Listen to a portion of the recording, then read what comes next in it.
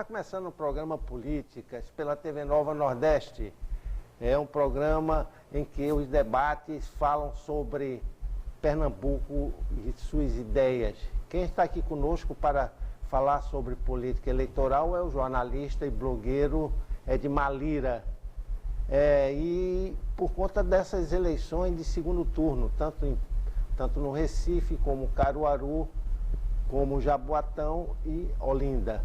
No Recife, nos parece, de acordo com as pesquisas, há já uma tendência firme em favor do candidato Geraldo Júlio, mas nos outros 3 municípios, Olinda, Jaboatão e Caruaru, a disputa está muito grande e os candidatos, mesmo que tenham alguma vantagem, estão bem próximos um do outro.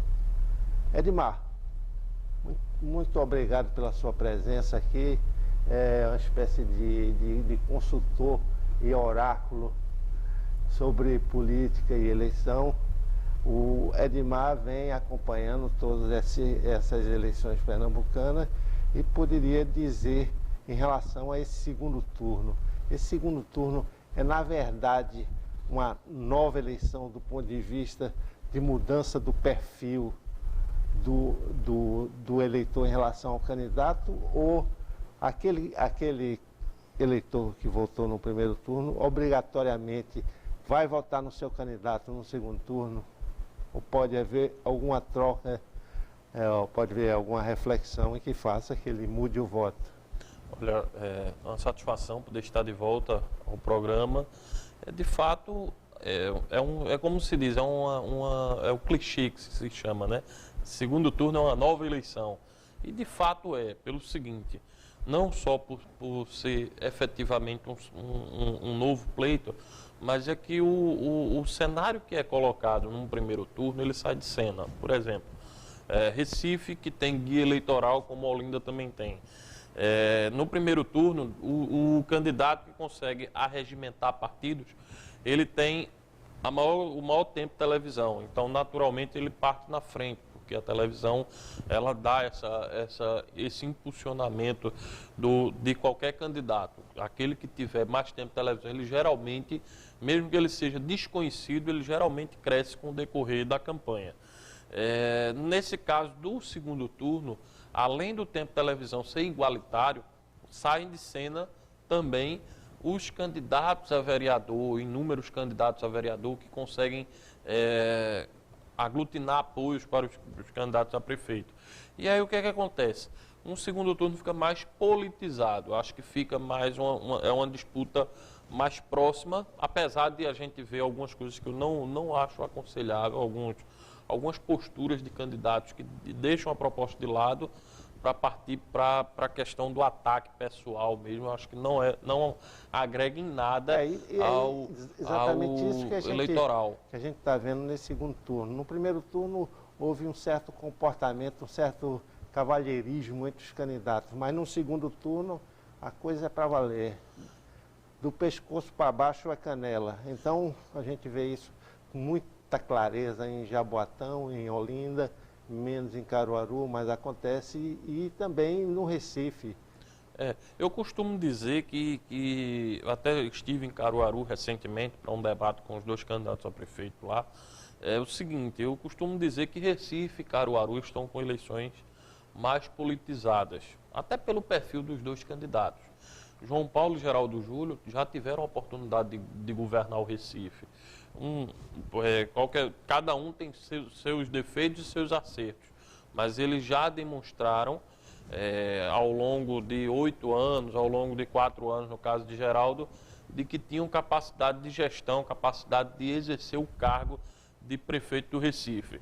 O mesmo caso se aplica a Caruaru. Caruaru, Raquel Lira nunca foi prefeita, mas já teve oportunidade, é delegada federal, procuradora, já foi deputada estadual 2 vezes, secretária estadual, então tem um peso significativo para assumir o cargo. Mesmo se diz respeito a Tony Gel, que é um político tarimbado, né, já foi deputado federal, deputado estadual, prefeito de Caruaru 2 vezes e tenta voltar a governar a capital do Agreste. Então a gente tem um tom mais politizado nessas 2 eleições. No caso de Jaboatão, E Olinda, infelizmente, o nível realmente cai muito. Quando você olha a disputa, não que todos os candidatos sejam ruins, não é isso. Mas a discussão colocada em debate na disputa em Olinda e Jaboatão é uma discussão muito rasa. É uma discussão que visa só se você é forasteiro ou não, tentar proibir que o outro fale que é do município. Eu acho que isso não agrega a boa política, a boa discussão sobre um tema tão importante que é governar o município pelos próximos 4 anos. A mesma coisa acontece em Jaboatão, com muitas agressões pessoais, mas para o eleitor, essa baixaria, essa disputa menor, interessa a ele ou ele pensa num gestor que possa fazer uma boa administração no seu município? Olha, depende muito do perfil do eleitor. O eleitor mais esclarecido, o eleitor que tem uma visão de administração, uma visão da importância que o poder público tem na vida das pessoas, porque tem e muita. Se um prefeito vai mal, ele acaba prejudicando toda uma cadeia.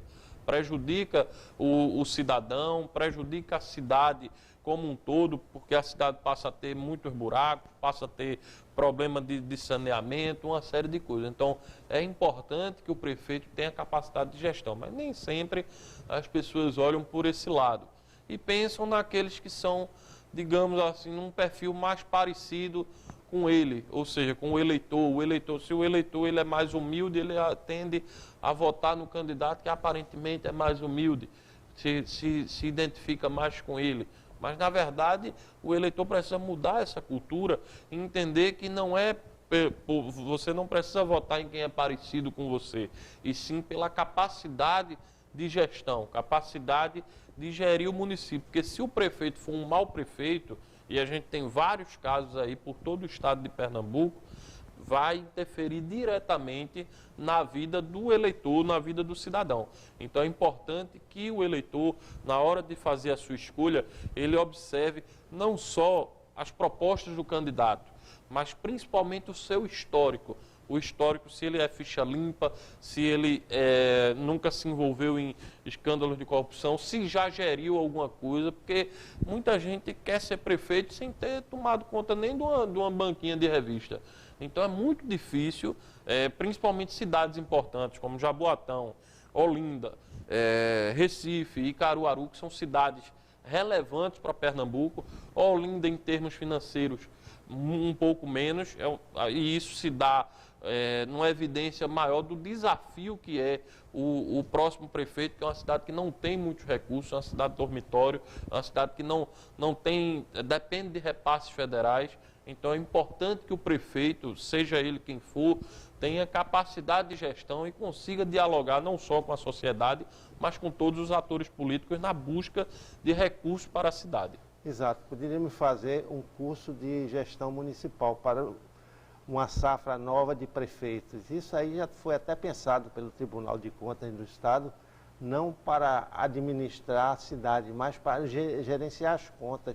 Porque o que acontece, muitos erros, muita dificuldade em bater todos os martelos a respeito disso, né?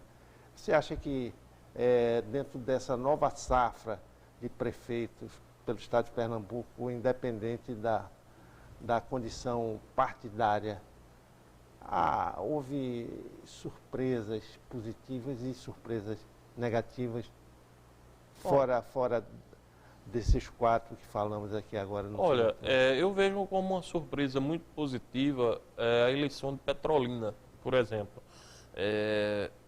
Petrolina tem um prefeito muito bom atual. O atual prefeito Júlio Lócio, ele conseguiu fazer um trabalho muito bom ao longo desses 8 anos que governou a cidade.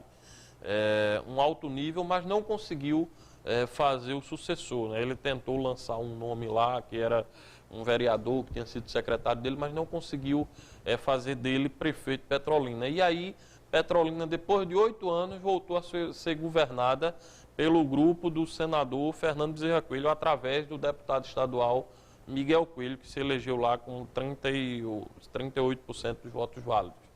Miguel é uma grata surpresa, tem 25 anos de idade, se elegeu deputado estadual em 2014 com uma votação expressiva, se mostrou muito capacitado para o cargo de deputado estadual, entrou na disputa como, na verdade, um azarão, porque ele estava lá embaixo nas pesquisas, ele não chegava nem a 2 dígitos no início da eleição e conseguiu construir um discurso convincente, um projeto consistente para a cidade e se elegeu com uma vitória expressiva. Então, desses que foram eleitos no primeiro turno, eu destaco a eleição de Miguel Coelho, que é um quadro que tem aí um horizonte aí de possibilidade de reeleição, evidentemente, e eu vejo Miguel como alguém que pode não só governar Petrolina, mas se tornar um quadro depois desse período de governar a cidade, se conseguir lograr êxito, ser um quadro até para algo maior em Pernambuco.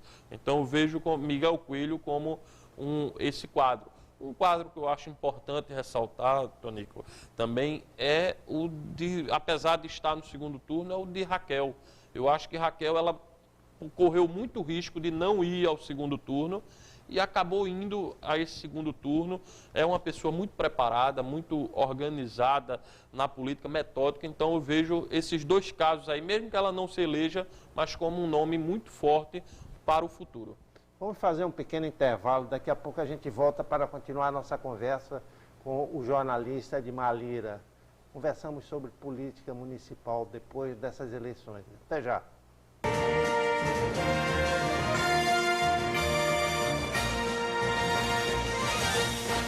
Esta é a Imediata, uma empresa que trabalha incansavelmente dia e noite e que tem no ser humano seu maior compromisso. A Imediata dispõe de profissionais cada vez mais capacitados e treinados. Por isso, a Imediata inova com equipe altamente qualificada. Nossos produtos e serviços têm ação imediata no controle de pragas urbanas, dedetização, controle da dengue através de equipamentos específicos, controle de escorpião e moscas, desratização, descupinização, afugentamento de pombos e morcegos, capina química, limpeza e higienização de caixas d'água e cisternas. A Imediata Saúde Ambiental mais uma vez saiu na frente. Isso faz dela uma empresa amiga do meio ambiente. Ligue agora 3028 3313 ou acesse o nosso site www.imediatasaudeambiental.com.br. Produtos de limpeza, você conhece e confia com você no dia a dia. Detergente é igual, desinfetante é igual, pasta de limpeza é igual. E a água sanitária tem que ser igual. Igual, a sujeira passa mal. Igual, a sujeira passa mal. Produtos de limpeza igual, água sanitária é igual, o resto é conversa fiada. Igual.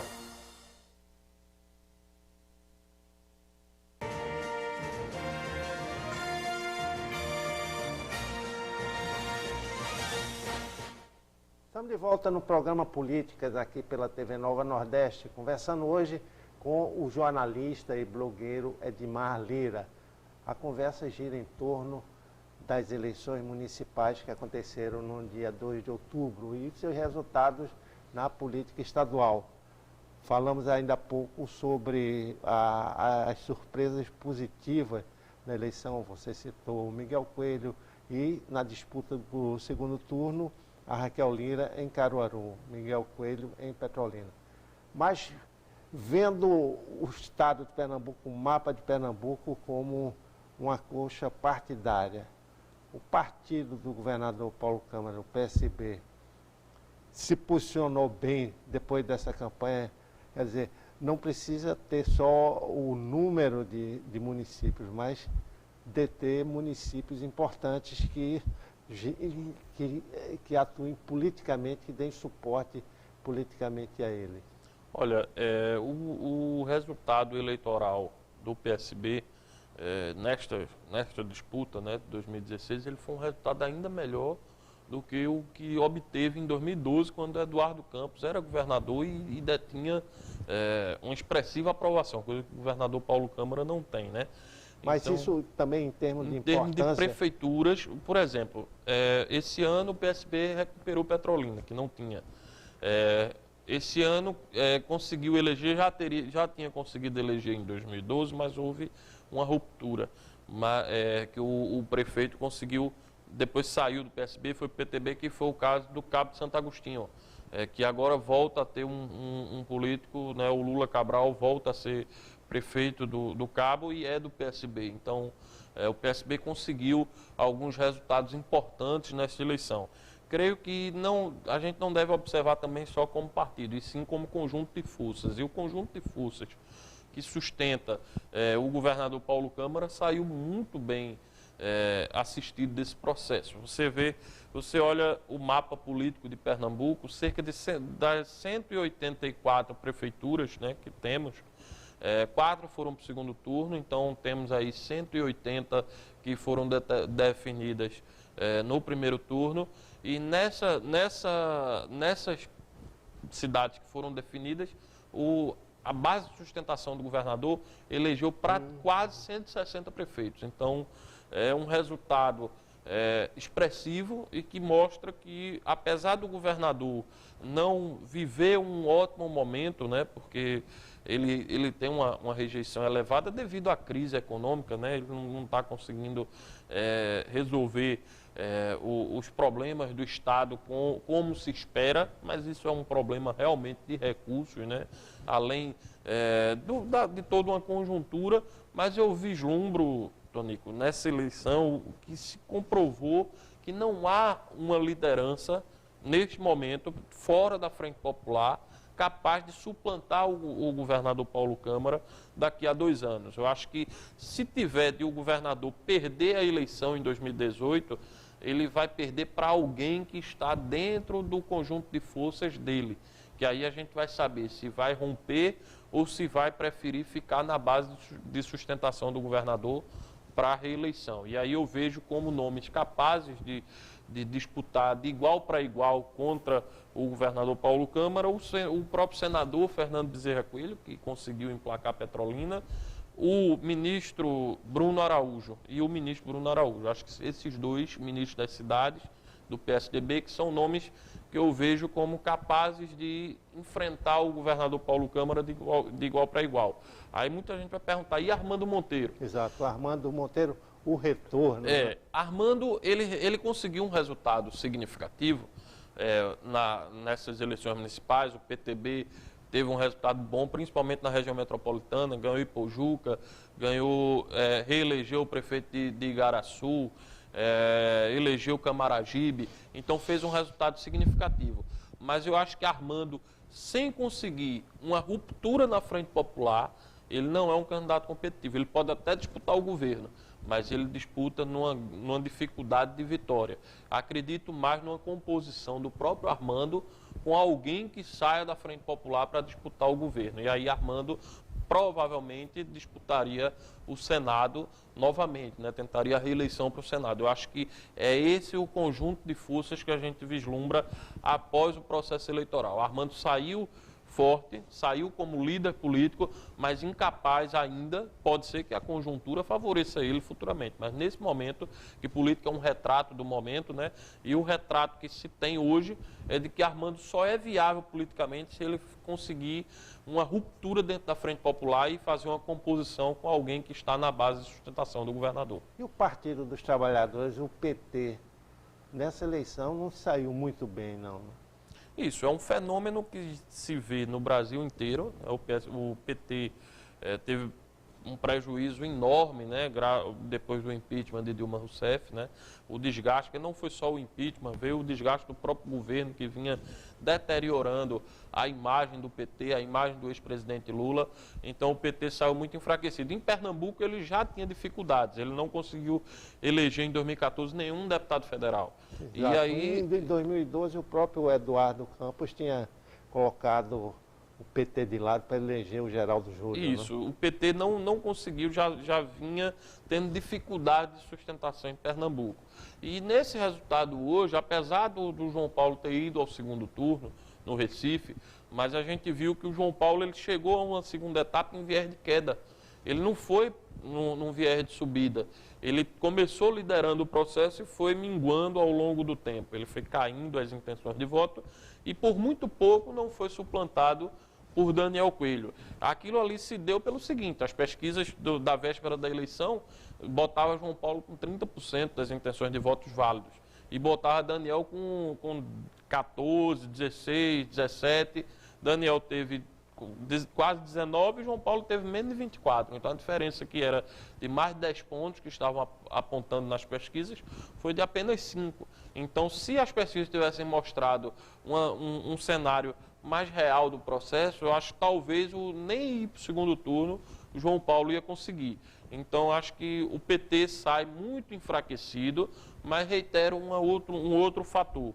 Acho que pelo resultado político de João Paulo ter ido ao segundo turno, ainda que ele perca a eleição, que é o que as pesquisas estão apontando, mas ele conseguiu aí ele vai conseguir ter seus 30% a 35% dos votos válidos. Então, isso é importante para ele, para João Paulo, a figura de João Paulo, para ele tentar um voo para ser deputado federal. Eu acho que é o que resta para João Paulo nesse contexto da eleição. Já o PT, Humberto Costa e outras lideranças políticas que integram o PT, acho que terão muita dificuldade para disputar as próximas eleições de 2018. Acho que o único que saiu menos chamuscado desse processo foi o próprio João Paulo, mesmo perdendo a eleição no próximo domingo. Exato. O curioso foi que a pesquisa apontou depois da eleição em primeiro turno que muitos eleitores de Daniel Coelho, que seriam frontalmente contra